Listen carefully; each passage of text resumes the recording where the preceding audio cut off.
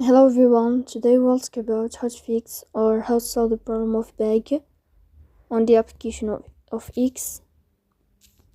You will click on settings. In this page you will go to apps, default apps, app settings.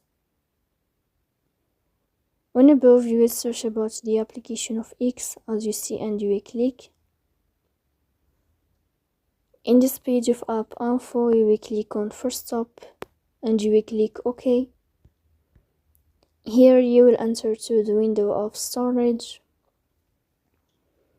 Then we click on clear cache, but pay attention, don't click clear data because that can delete your account. Here you can turn on your airplane mode and you can turn off your airplane mode again to fix that problem. So please don't forget to support us by like and subscribe. See you next time and thank you.